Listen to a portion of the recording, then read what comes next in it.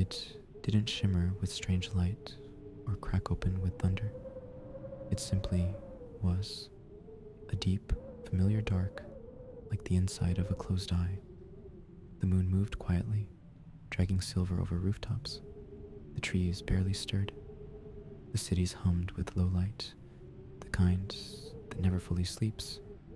And yet, something shifted, not in the air, not in the clouds, but in the space between bedsheets and eyelids, between thoughts and the moment before they fade, between one heartbeat and the next. It wasn't loud, it wasn't sharp, it didn't wake anyone, but it came, like fog beneath a locked door. That night, the world forgot to dream. Not one person stirred with a strange memory on their tongue. Not one journal was filled with fragments of impossible stories. Not one pillow held the ghost of something soft and strange. There were no monsters, no flying cities, no late relatives speaking in metaphors, no falling, no floating, no flying. Just sleep, just blank, gentle sleep, and then morning. The first sign was silence, not the outer kind, not the silence of early coffee or quiet shoes on kitchen tiles. The inner kind, the part of us that listens to the things we almost remember. People sat at breakfast, holding cups of tea or cereal spoons, tilting their heads like they'd missed something obvious, something they always had. "What did you dream last night?" was asked like a reflex, and answered with shrugs, frowns, soft chuckles. "I guess I didn't. Must have been too tired. Weird. Nothing, I think. One household, then 10, then 1,000, then more. The quiet grew, not louder, just heavier. News stations didn't mention it at first. Why would they? It wasn't a tragedy. It wasn't a crisis. It wasn't even a story. How do you report something that didn't happen? But somewhere, someone noticed. A journalist, already late, stared at his blank notebook and realized the oddity. His dream journal, 12 years of entries, one every night, was empty.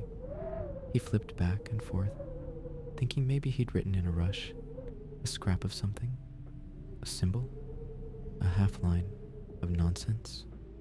Nothing, just the date, in neat ink, underlined. A child sat at a breakfast table, spoon halfway to her mouth, brows drawn together. "Mom," she said softly, "I think my dream didn't work." "What do you mean?" her mother asked, washing dishes in the next room. The child blinked. "I went to sleep," she said slowly, but nothing happened. She looked down at her cereal. The loops swam in milk like tiny, quiet planets. "Did I break it?" The mother paused, dried her hands, turned around. "No, sweetheart," she said. "You didn't break it." But she wasn't sure. In university campuses, students joked about it. Mass stream extinction event. Probably some solar flare. "I bet it's the Wi-Fi." They laughed, but only for a while. 'Cause even jokes need contrast, something real to reflect against. But there were no real dreams, no wild ones, no mundane ones, no wandering thoughts in strange bodies, or impossible places, or surreal colors. Just nothing. Some tried to force it. They played ambient tracks, used apps with binaural waves, drank herbal teas with names like Dreamroot and Lucid Bloom. They burned sage, chanted, asked old books for guidance. But the night came and sleep followed and no dreams arrived, not even the flicker of a shape in the dark. It was only on the second morning that the worry began to settle. Not panic. This wasn't loud enough for that, but something older, something smaller. A sense of being left out by something you couldn't name. By the third night, some began to wonder if something had been taken. Not stolen exactly, not ripped away, but misplaced, like a coat forgotten in a strange house, or a name you knew yesterday but can't quite remember now. They searched in quiet ways. They didn't shout. They didn't panic. They just paused before sleep after waking, in the long hush between conversations, waiting for something to return. But dreams did not come, and what was left was not emptiness. It was presence, the presence of something missing. Some people grew quieter, not out of sadness, just out of softness, as if too much sound might scare something away. They moved more gently, spoke in lower tones, opened books, and stared at pages without reading them, not because they were distracted, but because their thoughts were reaching for something they could no longer touch, in places where dreams were once studied, labs, clinics, retreats. They ran tests. They attached wires, recorded brainwaves, watched monitors for signs of REM sleep. The machines showed sleep, yes. The body still rested. The eyes still flickered. But the mind, it stayed dark, like a room with the lamp still warm, but no bulb inside. A woman in a coastal town stood on her balcony and watched the waves. She had always dreamt of the sea, not always in the same way, sometimes calm, sometimes terrifying, sometimes full of boats that never arrived, but always the sea. Now she looked at it and felt no echo, just water, just distance. It didn't frighten her. It didn't comfort her. It just was. A man in the mountains used to wake with images of birds he had never seen, feathers of colors too precise for waking life. Now he opened his eyes to the ceiling of his cabin, and it looked sharper than usual, more real. He missed the unreality, not for what it gave, but for what it allowed. It was around this time that people began to whisper that perhaps the dreams weren't gone, just somewhere else, somewhere out of reach, somewhere collecting dust in a place no map could show, a place behind the silence, beneath the world. Children still asked questions. They always do. Did the dreams get tired of us? Where do they go when we don't see them? Can someone bring them back? And always, what if I forget how to dream forever? Adults had no answers. They offered hugs, or bedtime stories, or long, quiet looks. But inside, they wondered the same things. And still, the world kept turning. Trains ran, dogs barked, emails were sent, groceries bought. Sunlight filtered through curtains the same as always. But under it all, there was a layer of stillness. Not like sleep, more like waiting, like an entire planet holding its breath. Some said it was the moon, that maybe, just maybe, she had turned her face away for a while, not in anger, not in punishment, just in rest, like a guardian who had watched too long and now needed sleep of her own. Others said it was the sky, that it had grown too full of forgotten dreams, the ones we never finished, the ones we never shared, the ones we threw away, and that it needed space. So it closed the gate, just for a while, to let the backlog settle. A poet wrote, "Perhaps dreams are not gone, only walking ahead of us, leaving footprints in a place we will find when we are ready to walk slower." The poem was never published, but someone found it in a cafe bathroom, scribbled on the back of a receipt. They took a photo. It spread, not viral, just gently, like the wind moving petals across a sidewalk. More than explanations, people needed comfort, so they began creating rituals, not to summon the dreams, not to demand their return, but to leave the door open, just in case. Some left bowls of water by their beds to reflect any passing thought. Others tied small notes to plants, offering little pieces of memory to the growing things. There were those who whispered goodnight to empty air, as if someone might be listening on the other side of silence.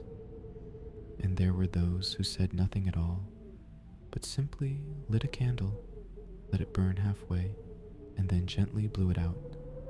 It wasn't sadness, it wasn't fear, it was something older than both. The human longing for things we cannot touch, but feel we once did. The ache for something that was never quite ours, but still belonged. At night, the cities looked no different. Street lamps glowed, cars passed, windows blinked on and off, but those who stayed awake, not many but some, swore they saw things, not figures, not ghosts, nothing with shape, just movement, a flicker at the edge of vision, a hesitation in the shadows, something that felt like a dream that almost remembered you back. In small towns, in quiet apartments, in mountain cabins and seaside porches, people began to share stories again. Not dreams, but memories of dreams they once had. Not for meaning, not for guidance, just to say, I remember this, and let someone else say, so do I. And though no dreams returned, something else did. A closeness, like the warmth of someone sitting beside you, not speaking, not touching, but being there exactly when you needed them to be. By the seventh night, people stopped expecting. They didn't forget what dreams were. They simply stopped looking for them each morning, the way you stop looking for stars on a cloudy night, not because you think they're gone, but because you understand they're not meant to be seen right now. In this new quiet, the world became slower. Mornings stretched, evenings lingered. There were fewer glances at phones, fewer sighs at missed alarms. People moved not like they were late, but like they were present. Without dreams to carry stories, the stories turned inward. People began to notice the small thoughts that live just before sleep, the ones that usually dissolve in the flood of strange imagery. Now those thoughts stayed. They grew roots, tiny reflections about a day's gesture, a word left unsaid, the shape of someone's smile as they walked away. And in the absence of narrative, something else arrived, a kind of stillness that didn't ask questions, that didn't fill silence with meaning. It just allowed it to be. A man in a train station stood beside a vending machine and watched the rain, not with melancholy, not with thought, just watched. He later said it was the most restful moment he'd ever had, and he couldn't explain why. In schools, some children began drawing again. Not the usual things, not superheroes, not animals, not bright-colored dreams. They drew shapes, soft ones, curved lines, floating dots, like echoes of something they didn't remember forgetting. One child said, "It's like the dream left a shadow and I'm trying to color it in." Some began to think that maybe dreaming wasn't just about sleep. Maybe dreaming could happen while fully awake, in the slow turn of a leaf as it falls, in the way steam curls from a mug, in the moment before saying a name and choosing not to. A woman in her 70s sat in her kitchen at 3 a.m., holding a photo of her late husband. She hadn't dreamt of him in years, not since the funeral, but she smiled and whispered, "If you're still in there somewhere, you can stay asleep. I've got things covered out here." That night, she didn't dream again, but she slept better than she had in months. And so the world continued forward, without dreams, but not without beauty, without answers, but not without presence, without stories made of fog and flight, but full of small, grounded wonders, no longer overshadowed by the fantastic. Not a loss, not a punishment, just a pause. No one could say when the change began, because it wasn't a change, like a door opening or a light turning on. It was more like warmth returning to your hands after being in the cold. Gradual, quiet, familiar.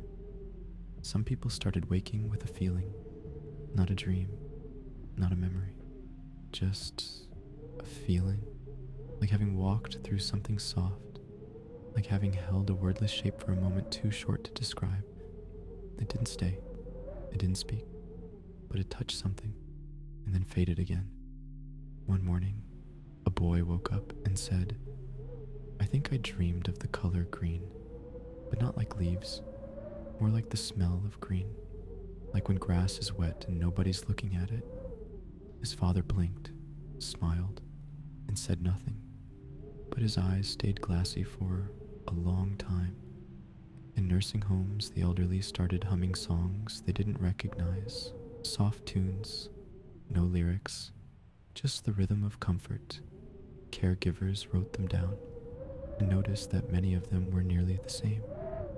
Across towns, across continents, like echoes from the same quiet source. Poets began writing again, but this time the words weren't about longing, or absence, or searching. They were about now. A nap in the shade, a spoon resting on a napkin, the way the light bends when it touches steam. Tiny moments described slowly, lovingly, and without quite realizing it, the world started to listen to small things, to pauses, to each other. A girl recorded her grandmother reciting a story about a cloud that fell in love with a hill and came back every day just to cover it with mist. The girl shared the audio online, and others began recording their own voices, not reading anything in particular, just speaking softly, whispers to no one, whispers to everyone, a kind of dreaming with eyes open. And maybe that's what it became.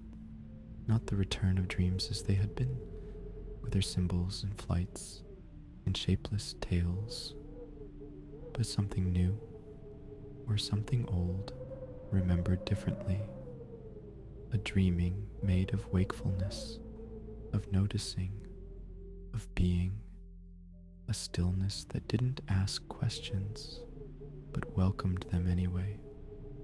By now, no one expected the old dreams to return. They didn't look for flying cities, or lost languages, or the feeling of falling, only to wake with a jolt and a laugh. But they still went to sleep with care, not with hope, not with fear, just with tenderness, as if preparing for a visit from someone who no longer arrives, but still deserves the gesture. A man began leaving books open on his nightstand, not to read them, just to say, "If you do come back, here's something waiting for you." In the city, someone set up a phone booth in the middle of a park. It wasn't connected to anything, no dial tone, no signal, but inside, a small sign read, "Leave a dream here if one visits you." People entered, closed the door, spoke quietly to no one. They left smiling. No one asked what they said. That wasn't the point. Elsewhere, someone began mailing empty letters. No return address, no message inside. Just paper folded with care and sent to strangers chosen at random. One recipient wrote back, "I don't know who you are, but I held the envelope for 10 minutes before opening it, and that was enough." Without dreams, people became quieter inside themselves. Not lost, just gentler. They began to feel the weight of their own thoughts without needing to shape them. They rested in their own presence like cats sleeping in windows. A woman in a hospital recorded herself saying, "I haven't dreamed in a month, but every time a nurse touches my arm, it feels like the start of something." I think maybe dreams are trying new doors. Her voice was shared in a collection called Whispers in the Absence. It played at night on low volume radio stations. People didn't stay awake for it. They didn't need to. It was enough to know it was there. A soft movement began in neighborhoods, in quiet online spaces, in waiting rooms, in long train rides. People began telling one another's stories, not elaborate ones, just small ones. I saw a crow land on a fence and look directly at me like it had something to say.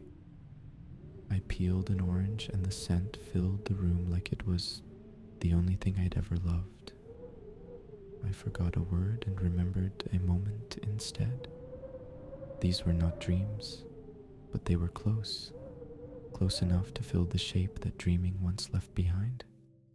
And maybe that was the point all along, not to escape, but to return to the soft center of things, to remember what silence can carry when we trust it to hold us. No one called it a phenomenon anymore. No one counted the nights. No one asked, will the dreams come back? Because something had settled, not an answer, not a solution, just a piece that didn't need fixing. It was as if the world had remembered how to breathe without asking why. Children no longer asked where the dreams went. They asked where the quiet came from, and parents answered without hesitation. It's always been there. We just never listened long enough. There was a sense that everyone was carrying something, not heavy, not burdensome, but present, like a soft stone in a coat pocket, not useful, but comforting, always there if you reached for it. In places of worship, there were no new doctrines, no sermons about the meaning of lost dreams, just longer silences, gentler lighting, and the echo of breath shared in stillness. A man wrote in his journal, I haven't dreamed in weeks, but today I stood in the sun with my eyes closed and it felt like someone had placed a memory in the space behind my ribs. He didn't explain further. He didn't need to. And so the world began to shift in subtle ways, not back to what it was, but forward into something softer. People began sitting together without talking, without planning, not because they had nothing to say, but because their presence had learned to speak without sound. There were no movements, no leaders, no hashtags, no books about the great forgetting, because it wasn't an event, it was a moment, stretched across nights, carried by breath, held in silence. And in this new world, people didn't need dreams to feel wonder. They found it in the rhythm of footsteps on gravel, in steam rising from soup, in the reflection of lamplight on wet pavement, in the hush before saying goodnight. One morning, a woman woke up with tears on her face, not from sadness, not from fear. She just said, I think I was somewhere.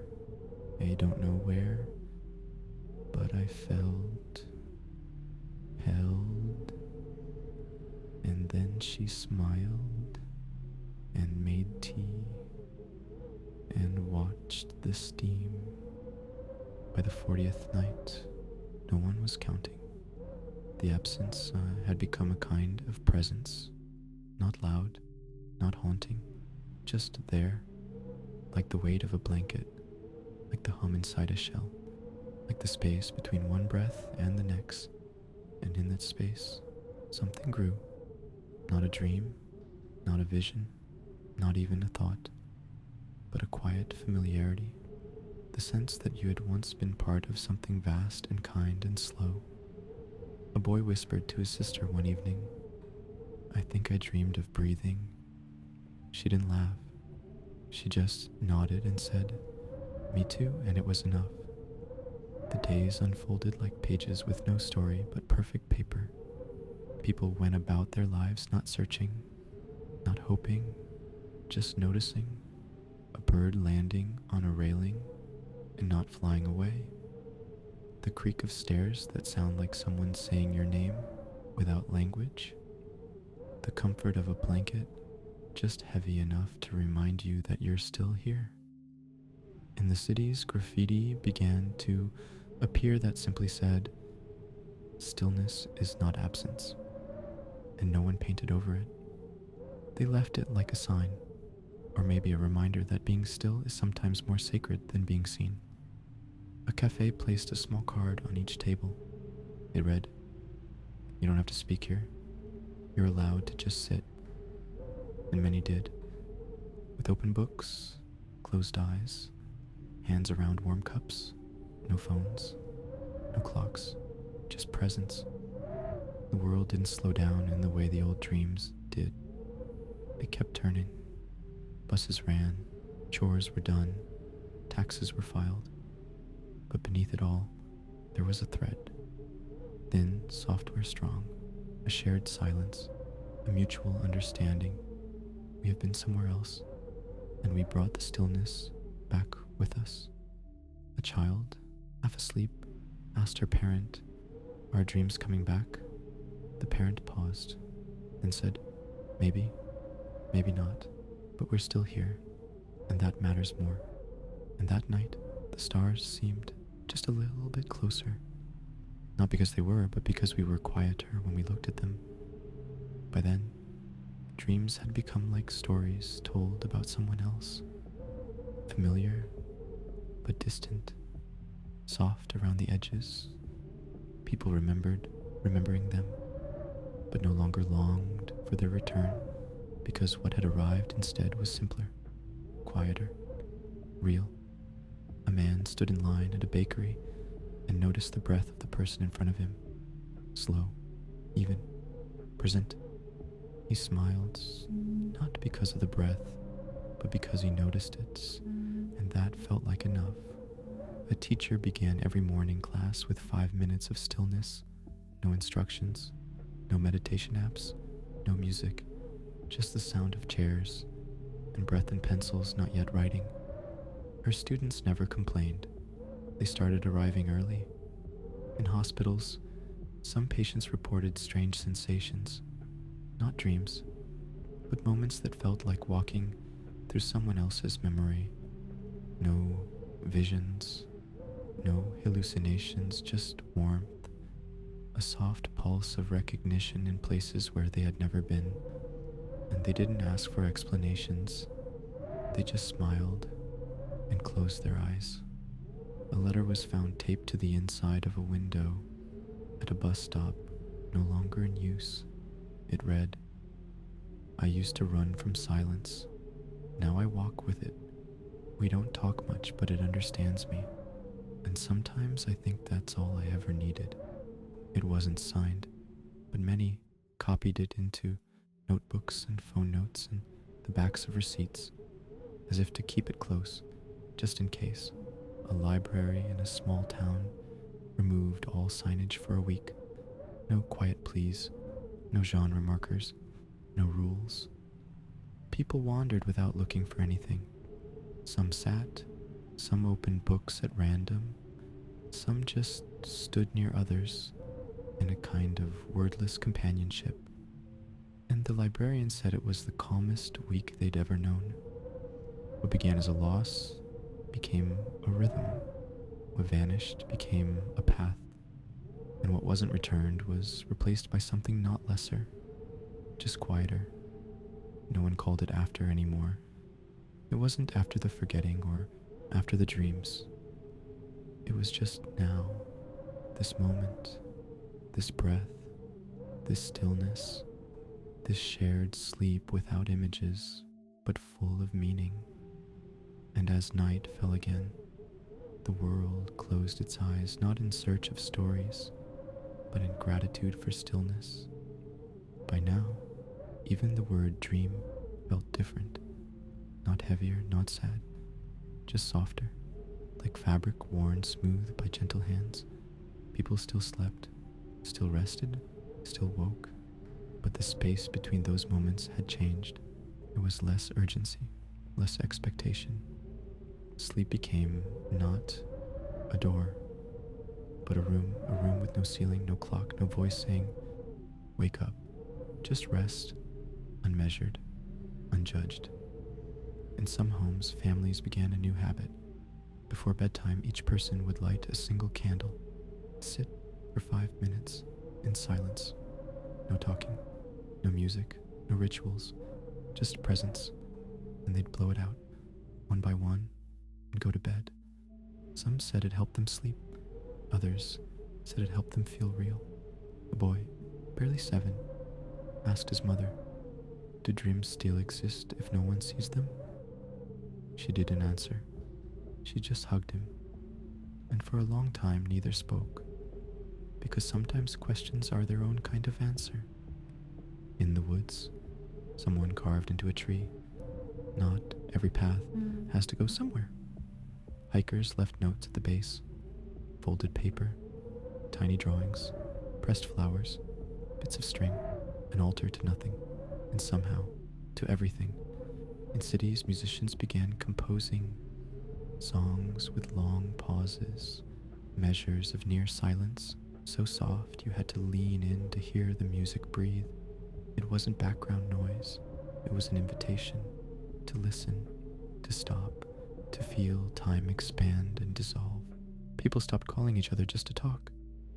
Instead, they began sending quiet moments, a photo of a window, a recording of wind through leaves, a message that said only, I saw this and thought of you. No response needed, no explanation expected, just a thread, light and steady, holding the space between two minds. And still, the world did not ask for dreams to come back, not because they were forgotten, but because they had become something else, a language written in the space between words, a feeling left behind like a soft coat on the back of a chair, still warm long after the wearer is gone. By the 50th night, there were no more questions, not because they were answered, but because they had softened, melted into the hush between breath and thought, folded themselves into the rhythm of sleep and stayed there. The world had not lost dreams. It had found something quieter, something not made of symbols or stories or strange flying things, but made of pause, of patience, of presence. People no longer asked, what did you dream last night? Instead they asked, how did the dark feel? What did the silence show you? Was there peace in your breath? A girl painted a picture of a circle within a circle, then covered the entire canvas in a soft gray wash. When asked what it was, she said, it's not anything. It's just the feeling of something waiting without needing to arrive. In train stations, some began placing blank books on benches. Anyone could open one, write something, draw, sit beside it, and say nothing at all. At the end of each week, the books were gathered and placed on a shelf in a quiet room. They were never read. They didn't need to be. They had already spoken by existing. A man who hadn't spoken in years stood at the edge of a lake and whispered, I remember what I've never seen. No one heard him, but the wind paused, as if listening, and that was enough. People began to carry small objects with no meaning, a smooth stone, a ribbon, a folded scrap of linen, a tiny jar of salt. They didn't name them, didn't explain them. They simply held them sometimes when words were too much, not as tokens, not as memories, but as weights to anchor the self to the now. Even in their sleep, people didn't seek images anymore. They sought warmth, stillness, the sensation of drifting without moving, of falling without fear, of vanishing into a quiet that held them. And in that stillness, they discovered something unexpected. not the return of dreams, but the awareness that dreams had never really left. They had only changed form. No one had seen a dream in the old way for months.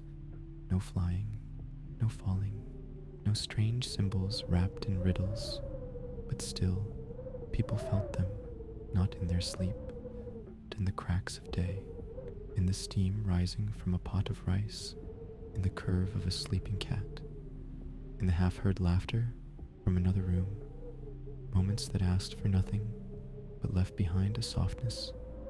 A woman who once recorded her dreams in meticulous detail now wrote something else.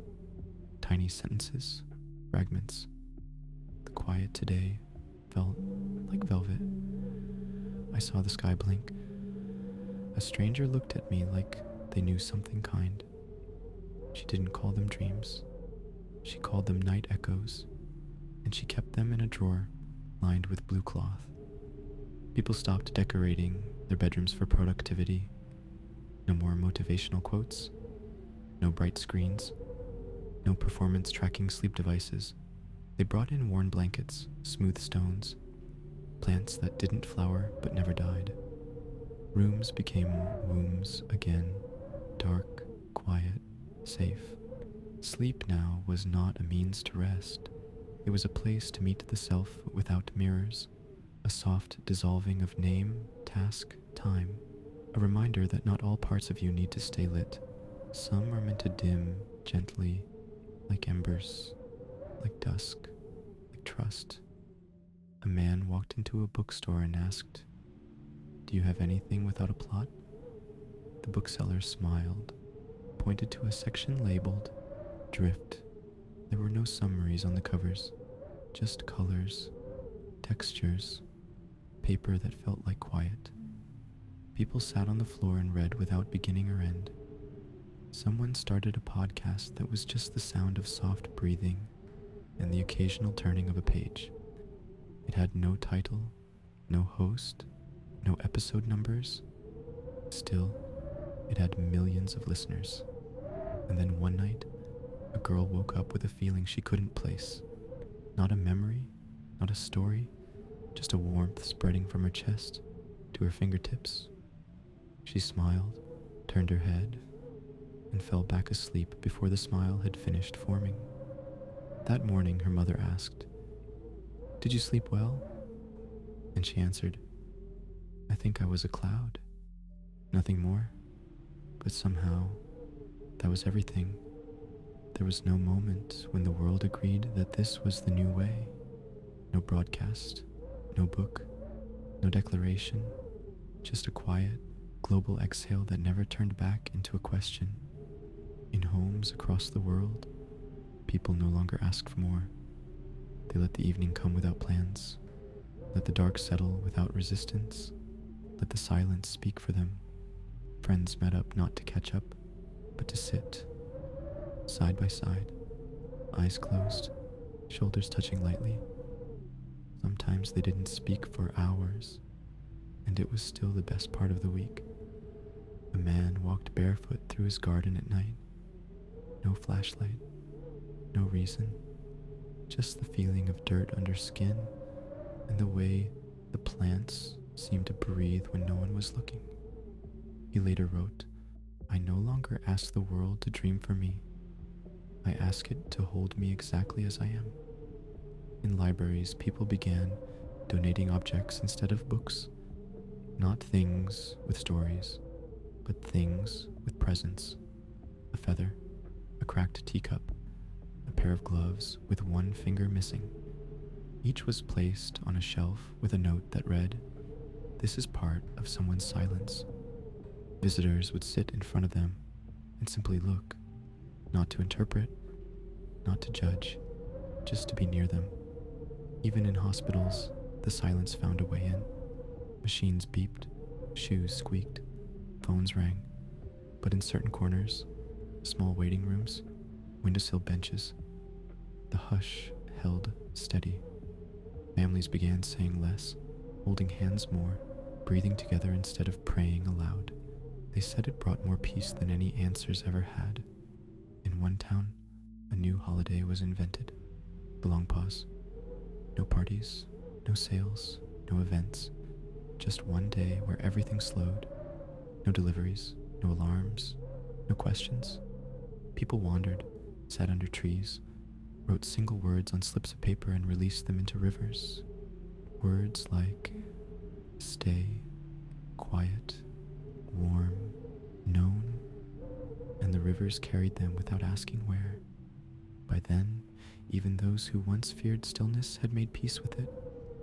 They learned that not everything that vanishes is lost. Some things disappear to show you what doesn't need to be seen, to be felt. By the 100th night, no one could recall how it had felt to expect dreams. The word still existed, but it belonged to a quieter part of language now. A word like murmur, like hollow, like glow. Something meant to be felt, not explained. People no longer said, I didn't dream. They said, I slept deeply, or I was somewhere soft, or simply, I was gone and now I'm here. And that was enough. In some places, people began setting lanterns on balconies and rooftops, not to guide anything home, not to call anything back, but to mark the night as something worthy of light. A quiet gesture, a soft reminder, we are here, and that matters. Children began making books with blank pages. They gave them as gifts, wrote titles like, For the Thoughts You Don't Need to Keep, or The Pictures You Never Saw, for the nights that didn't ask questions, and adults kept them close. Some opened them before bed and smiled at the calm of not having to fill them. A woman who had once been afraid of silence now sat for hours on her porch each night. No phone, no music, no noise, just her and the dark and the slow breath of the world. She said to a neighbor one morning, I think I stopped needing noise the day I realized the quiet wasn't empty. It was just waiting for me to hear it. People began naming things not for their function, but for their feeling. A mug became steadiness. A blanket became echo. A favorite chair became return.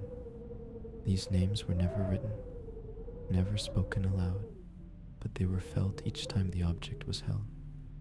And so the world became a place of fewer names and more presence. A place where even unspoken things were acknowledged, gently, as if they'd always been part of us. We stopped dreaming, but we didn't stop becoming. We became the space we once wandered. We became the soft wind between stories. We became what the night had always wanted us to be. Still, safe, listening. By now, we had stopped telling stories about what used to be, not because we forgot, but because we no longer needed a reason to be still. The nights were no longer silent, but they spoke in different ways. In the hush of curtains shifting, in the creak of wood cooling, in the hum of air between walls. They didn't tell us anything, they just stayed, and that was their language. People began keeping jars of quiet, small glass containers sealed with cloth and left on windowsills, not for use, not for meaning, just to say, this moment mattered. Some had nothing inside. Others held feathers, threads, ashes of letters never sent. None were labeled. That would have been too much. A man built a bench beneath a tree where he had once dreamt of flying. Now he sat there and let the wind pass through him. No wings, no stories, just the feeling of being light without leaving the ground. A child fell asleep one afternoon with a leaf in her hand. She later said, I think it was a ship, and I think I went somewhere, but I didn't have to move. The leaf did it for me.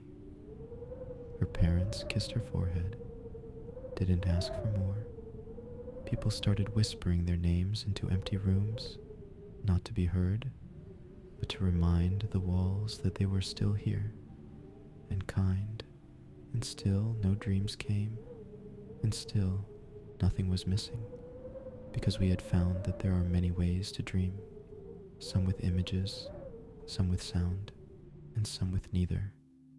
Some dreams are not journeys, but arrivals, the moment when you open your hand and discover that what you are searching for has always been resting there, not waiting, just being. And so the world continued as a kind of dream, made solid, a dream without images, without answers, without names, a dream that doesn't end, because it never began, because it simply is. It didn't return. The dreaming, the visions, the surreal, the sleeping theater of the mind didn't come back, and it didn't need to, because the night had become enough. Not as a passage, but as a place where no questions asked for answers, where no feelings asked for names, where the self no longer performed to be known. People no longer needed to fall asleep to let go. They had learned to release while still awake, while boiling water, while walking home, while watching a door slowly close, small surrenders, soft disappearances, silent arrivals in the middle of ordinary things. A woman told her friend, "I no longer dream, but I've started seeing my thoughts like birds resting on wires. I don't chase them, I just let them perch, and sometimes that's all they want." A child looked up at the night sky and whispered, "I think the stars are asleep too, but they're dreaming us."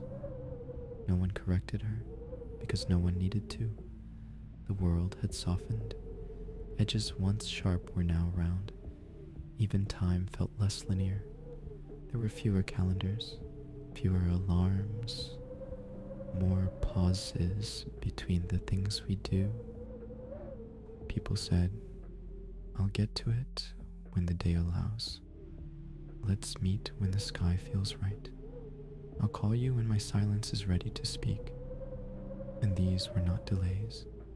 They were invitations to live on the clock of the heart, to breathe in tempo with the trees, to be late for everything that doesn't matter.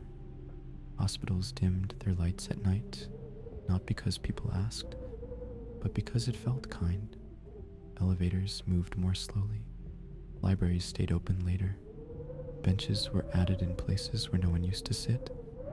The world had rearranged itself to accommodate stillness.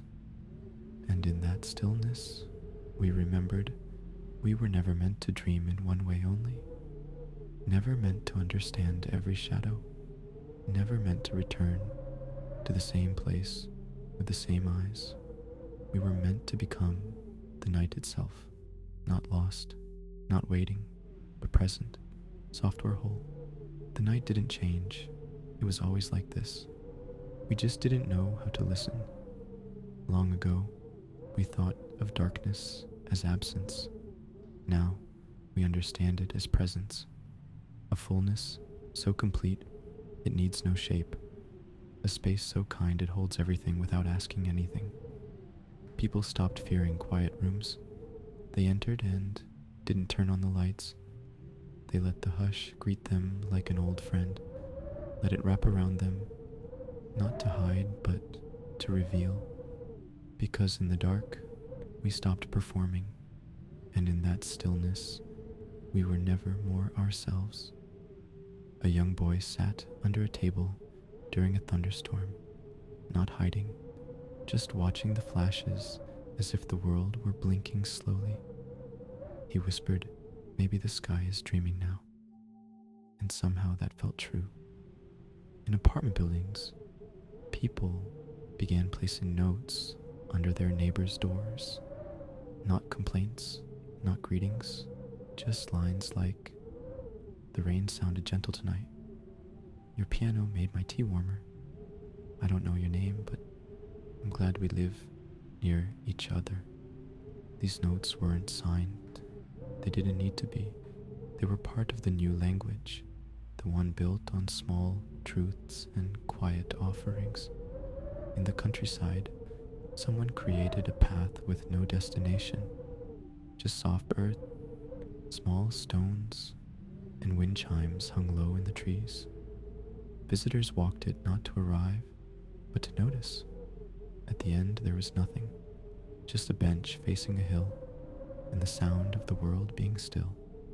We had learned, by now, to feel gratitude without having to name its source, not tied to moments, not tied to events, just a kind of warmth that arrived without reason and left without apology.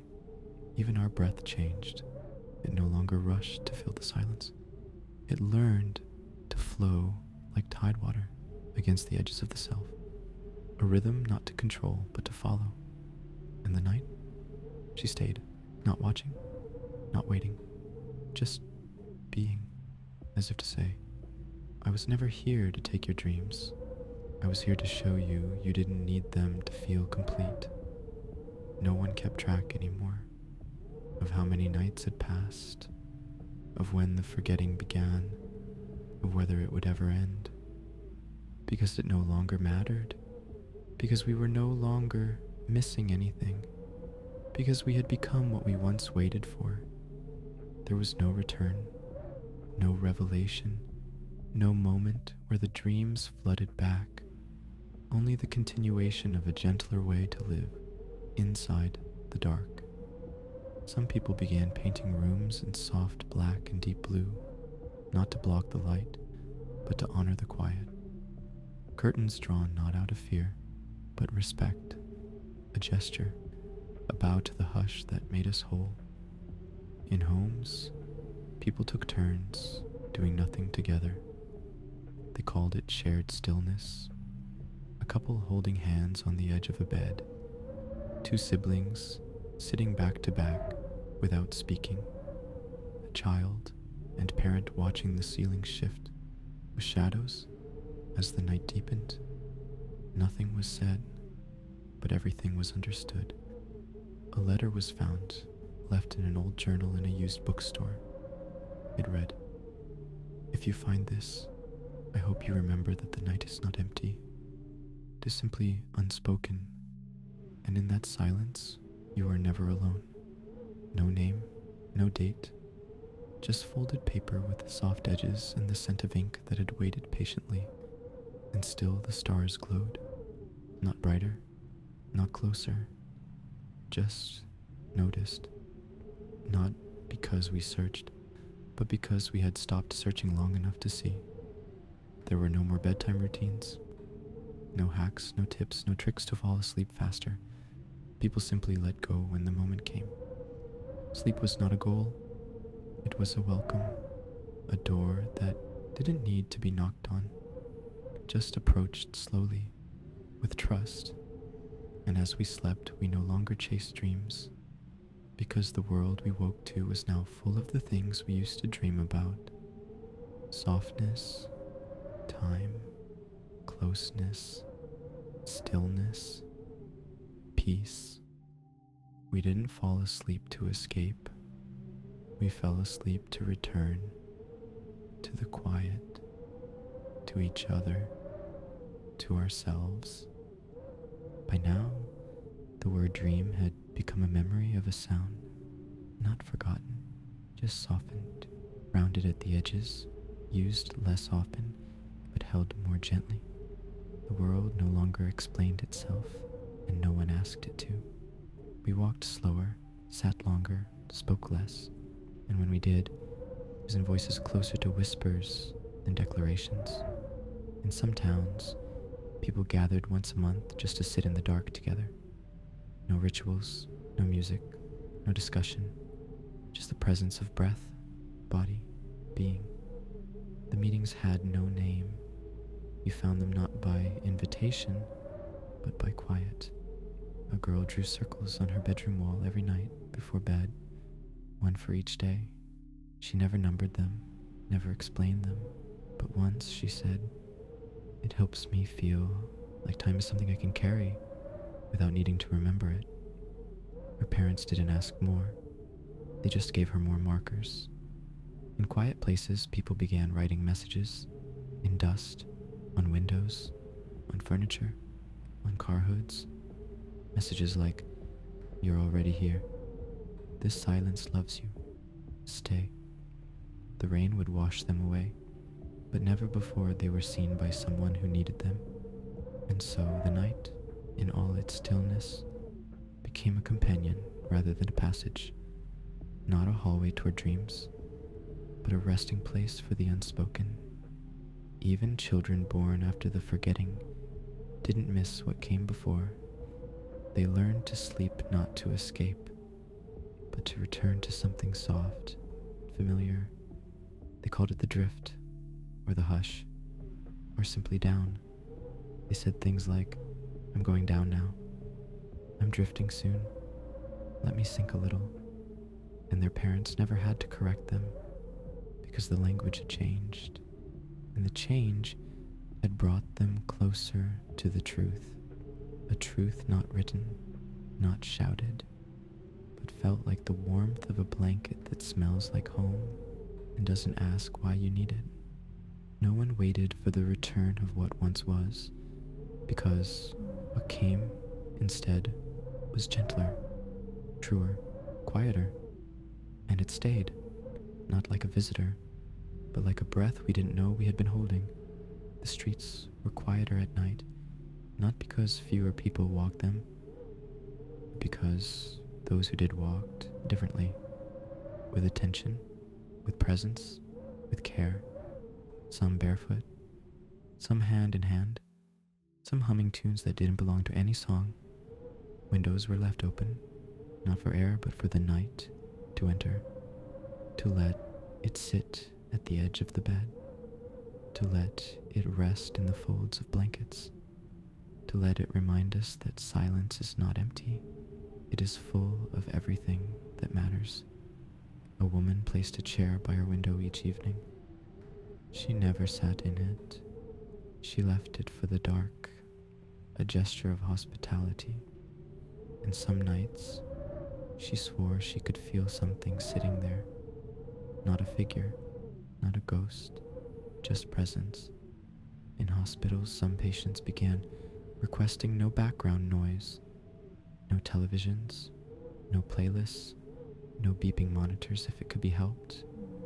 Just the natural rhythm of the night as it passed around them.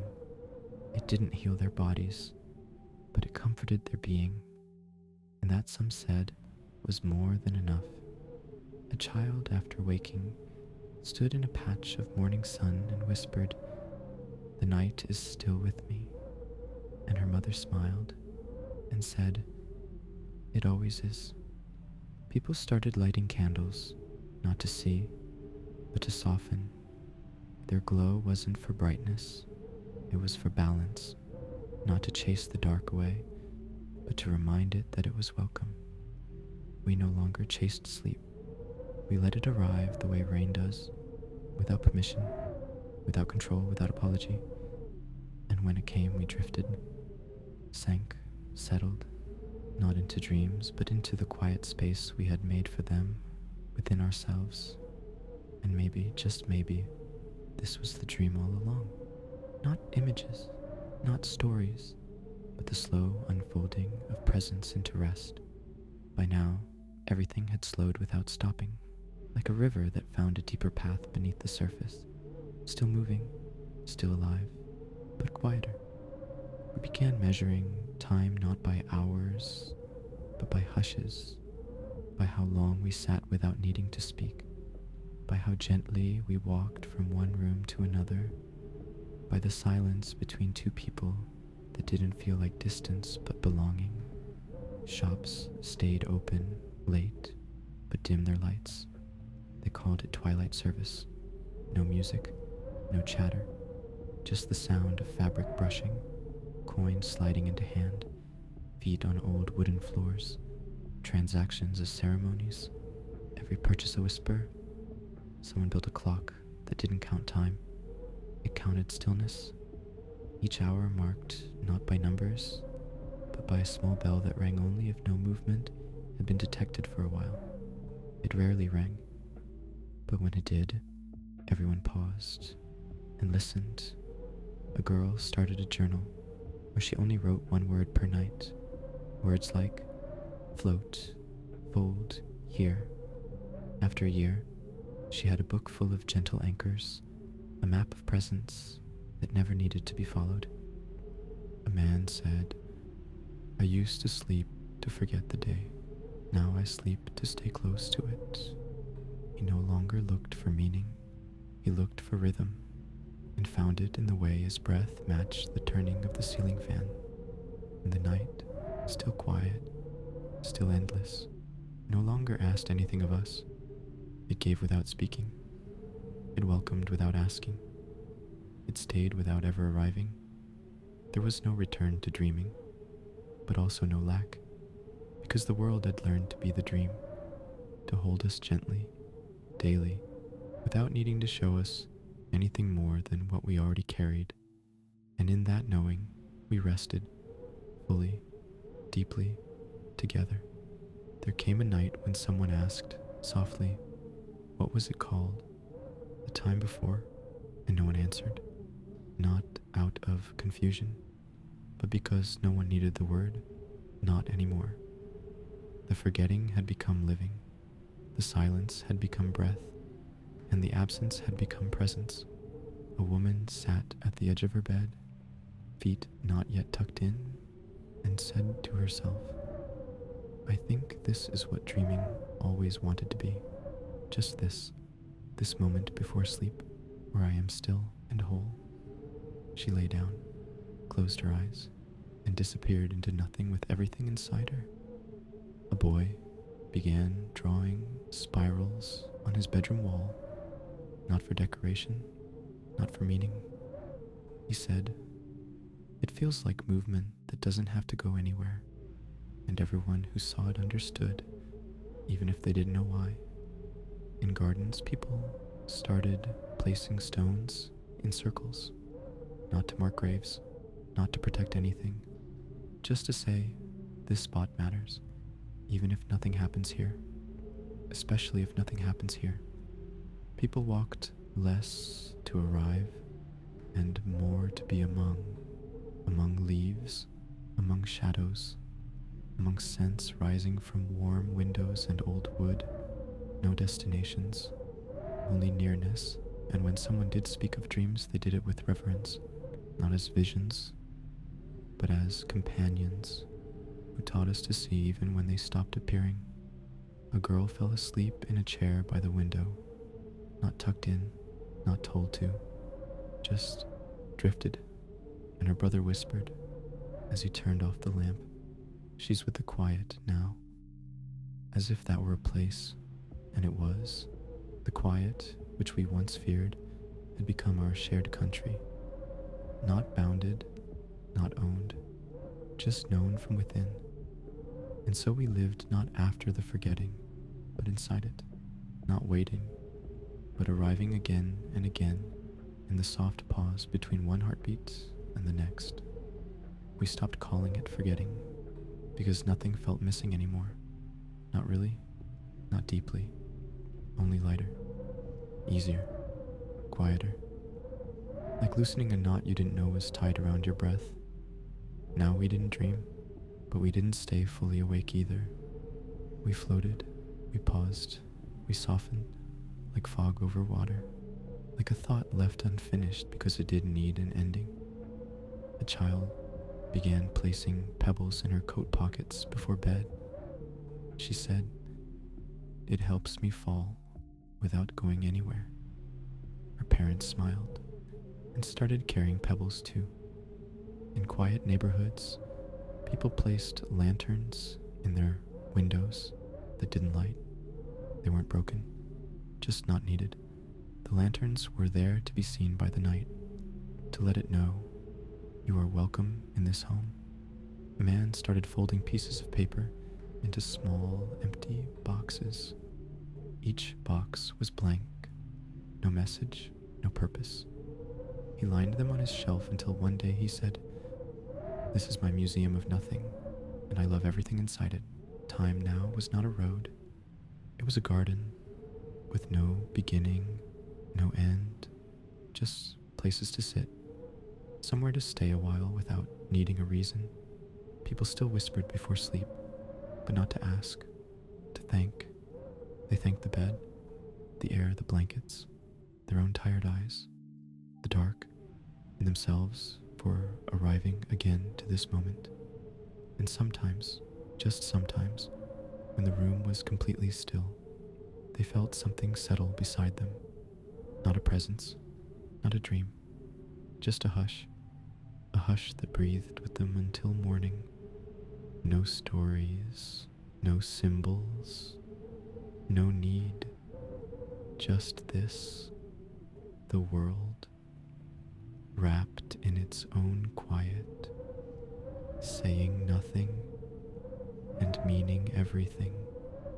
There was no end to the forgetting, because it was never a wound, never a loss, only a soft rearrangement of how we listened to the night. The dark no longer arrived. It unfolded like a hand opening slowly around us, not to take, not to carry, just to hold.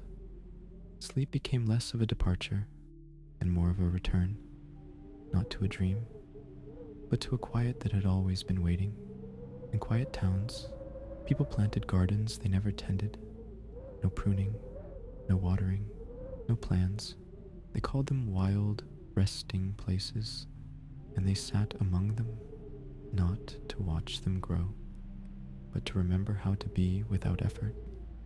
A boy wrote one sentence each morning on a fogged-up mirror. He never told anyone what they said. They vanished as quickly as they came. But each day he stood a little longer watching the steam fade before stepping into the day. Even music changed. Songs no longer built toward climax. They wandered, dissolved. Pieces composed with long pauses and barely audible threads of melody. Not to be followed, but to be felt as atmosphere, as memory with no origin. A woman, waking from a deep sleep, stared at the ceiling for many minutes, then whispered to herself, "I think I've arrived where I was always going." There were no maps for this, no destination, only presence, only softness, only breath. The world had stopped asking where the dreams had gone, and started noticing where they had stayed, in the curve of closed eyes, in the warmth of a shared blanket, in the hush that held two hands resting together. And so we sleep, without images, without endings, only with the knowing that something gentle is always waiting inside. The quiet. There was nothing left to become, only what was, only what stayed, only what softened. We no longer counted dreams. We counted moments when the world paused just long enough to feel like breath, like belonging. Some began placing small pillows on their windowsills, not for decoration, but as resting places for thoughts that no longer needed thinking. A gesture, a kindness, an invitation to stillness. A child brought a bowl of water to her bedside each night.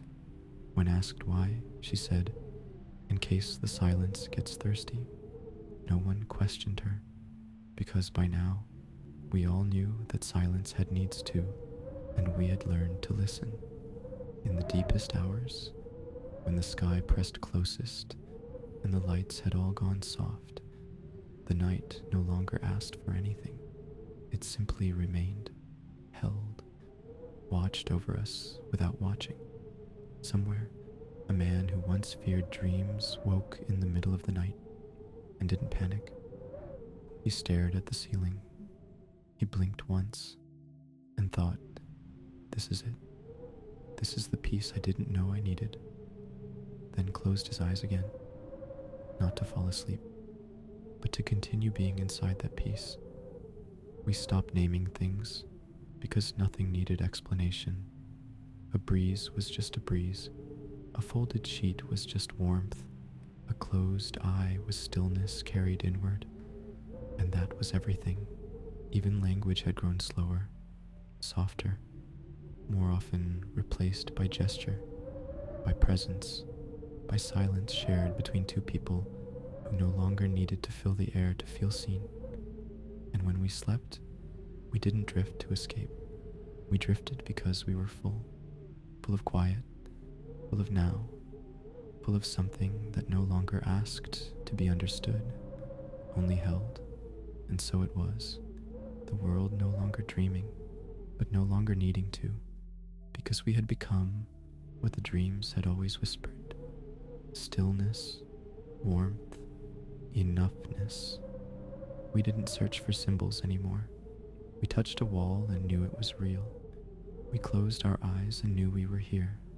Somewhere, a lantern flickered in a window just before dawn, not to light the way, not to announce the morning, just to say, you are not alone in the quiet. A child, stirring in sleep, smiled without waking. A breath caught in moonlight, a moment that held no memory, only presence. We stopped asking if the dreams would ever return, because the question no longer belonged to this life, to this rhythm, to this hush, to this way of being that doesn't need a name to feel like home. The forgetting was not an ending.